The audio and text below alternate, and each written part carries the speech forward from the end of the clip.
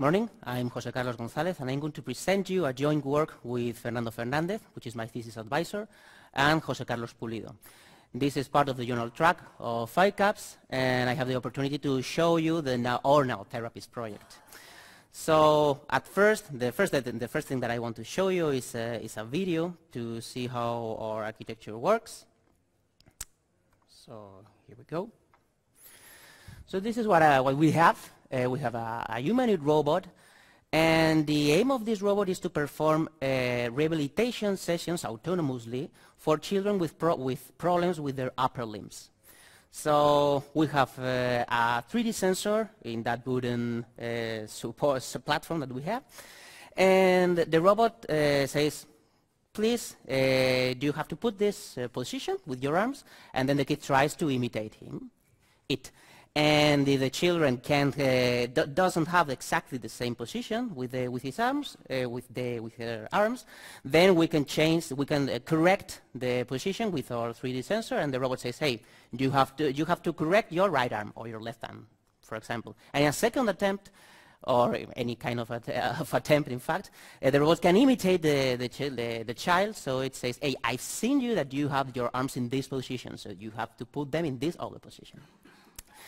The motivation of this work is that this kind of children have problems like cerebral palsy and brachial plexus palsy, and they have to perform a lot of different rehabilitation sessions. They are very hard, boring, and they have to do in a very small time window during their lives. So it's very important to maintain them motivated and to reinforce their commitment with their treatment. So this kind of projects are very useful for therapists because of the motivation, but we also are gathering all kind of information from the 3D sensor, so the therapists can see their evolution along all sessions. So when we started with this project, we contacted with a hospital, with a Spanish hospital, and they have this therapeutic procedure for this kind of children.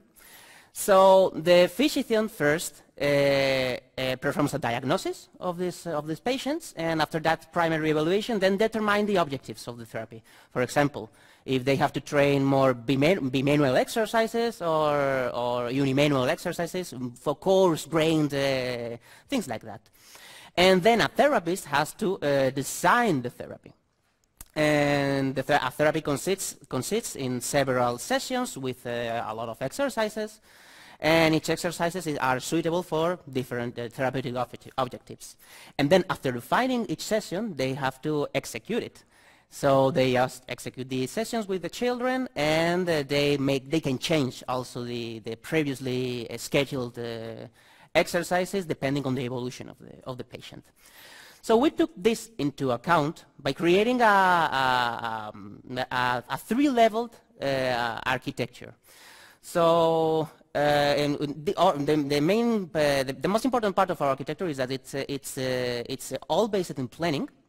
In this high-level planning, we have a therapy designer, in which the physician just say, I want this kid to be trained with that unimanual exercises or things like that, and then the therapy designer, just the output of that module, is the whole therapy with all of the sessions with his exercises. And then in step B, we have the medium level planning, which is the actual execution of those sessions that we have planned before. So in that decision we have a decision support there, so we gather all the information from the environment, from a 3D sensor, and also from the robot, and then we transform it to low-level actions that the robot can understand. And of course, we have there a low-level planning, which is transparent for us, because it's just a path planning, for example, to move one arm from one place to other place. So I'm going to explain the high level first, then the medium level, and the low. I'm going to say just a few insights about the low level because it's not very important for our work. So for the therapy designer, which is the high level of planning, we have sessions, as I've told you before, which have exercises that have a maximum duration and a minimum duration. And they have also phases, so they can be suitable for a warming up phase, then a training phase, or for a cooling down phase. That must be respected in all of the sessions. And then all the exercises also have poses. And a pose, we can say that it's a cycle of pose set by the robot, then the perception of the pose of the children, an evaluation, if the pose is correct or not, and then the correction if needed. So also we have a variability and patient constraints. The exercises can reappear in one session to avoid the boringness of the session. And also the exercise distribution should be assorted through sessions. So that's why we want variable sessions among all the therapy. And also we should avoid group of exercises that the children couldn't perform. So this is the output of our high-level planning.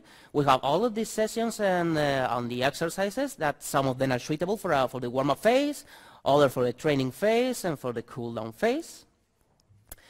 And how we did that?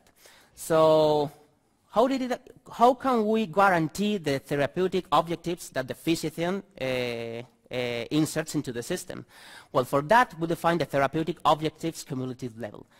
That numbers there, which is bimanual, fine unimanual, coarse unimanual, things like that, are indicated by the physician directly.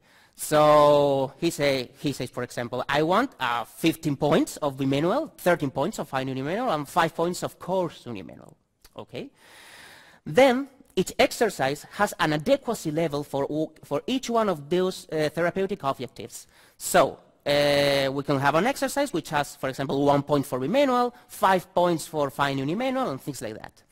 Each exercise also has a duration and a value of intensity and difficulty, which is determined by each therapist. And of course, the group of the exercise to avoid them if needed, if the kid can't perform them. So the goal of the problem is to reach the respective TOCL by summing all of the adequacy levels for all the exercises of each session. So if we have, for example, 3 exercises in a session with 5 points of bimanual, then the bimanual part of the session will be accomplished, so we can guarantee that the kid is going to train accordingly to the guides that the physician gave to the system. So yeah, we have a planner, and the planner has to choose with an exercise database that we have previously set. And then the output, as I told you before, is just the planned sessions with also respecting all of the warm-up phase, training phase, and things like that. And of course, reaching accomplishing the TOCL's reachability property. So for that, we created an HTN. We tried to do it with PDDL, but we found that we made a heavy use of numerical fluents. So an HTN works much better in our case. So first we generate the therapy, then each session, then the exercise for warm-up training and cool-down phase. And of course, each exercises, the exercises that are planned for a certain phase are suitable for them, so we can achieve that curve that is shown there with a low and soft difficulty at first and at the end of the therapy. So that was for the high level planning, and I want to explain the medium level planning, in which each planned session that we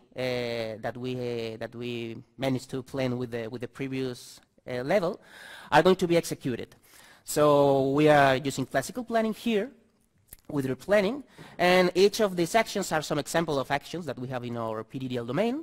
So we have a welcome stage in which the robot says hello and presents itself, and then start the training. And in the training stage, at first it introduces the exercise that they are going to do, and they start with the cycle of set the pose, and then correct the pose if needed, and so on, and then finish the training.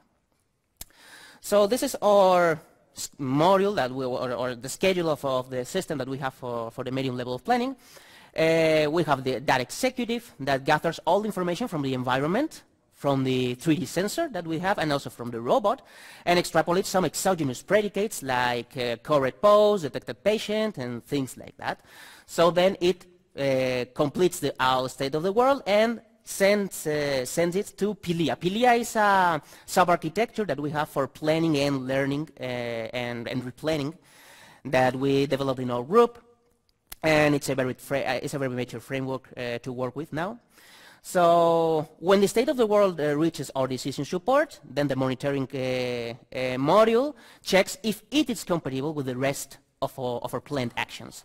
And if it's not compatible, then it sends again to decision support, and we plan a new plan. So now we are currently using metric FF. And these are, in the bottom part, these are our medium level actions, as I've told you before. And then when the decision support sends the next action, it's decomposed into low level instructions for a robot, like say, play audio files, set angles from vision, things like that. And as an insight for our low level planning, it's independent from the robotic platform, because they are generic low level actions. So they can be interpreted by similar robots. Of course, they should have arms, but also for virtual avatars or systems like that. And we have tested with the Node robot, with the Ursus robot, which is a customized robot from Spanish university, and also the RIM robot from PAL Robotics. So the journal paper conclusions is that we had an autonomous system that can drive therapeutic sections previously planned by itself, and the control was addressed in 3 abstraction levels with planning. The high level was a therapy plan, a therapy designer. The medium level in which each session was controlled, and the low level, which was transparent for us, but we did their path planning task for the robot. And we had evaluated this with a large group of children, a large group. In 2015, we did our initial tests of 120 healthy children in schools and 3 real patients in a hospital. So that was our first interaction test, only 1 session. And children, of course, liked the system because it was very interesting for them to see it at the first time. But we felt that we should perform long-term tests to see if they can be engaged with their treatment. So then in 2016, we performed these long tests with 12 patients in a hospital, 2 times per week for 4 months. And yeah, the children were motivated, but we felt that our sessions were very repetitive.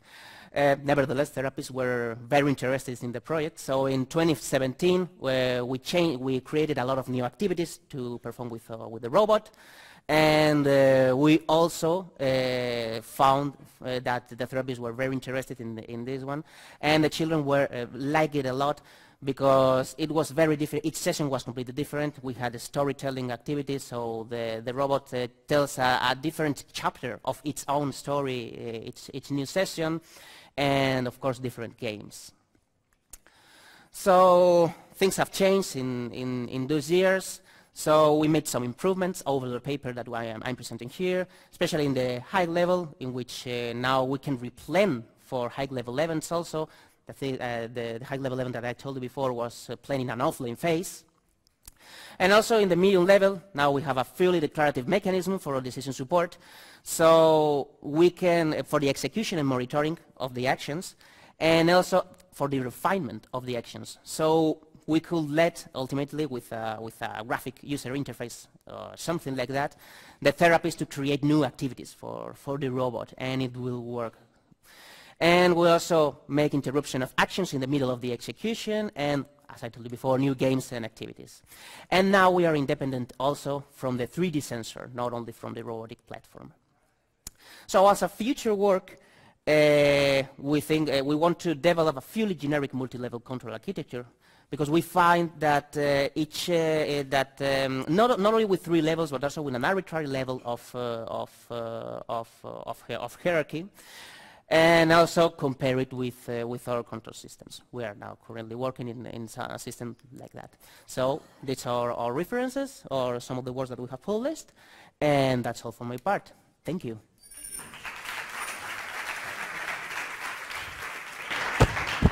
Questions?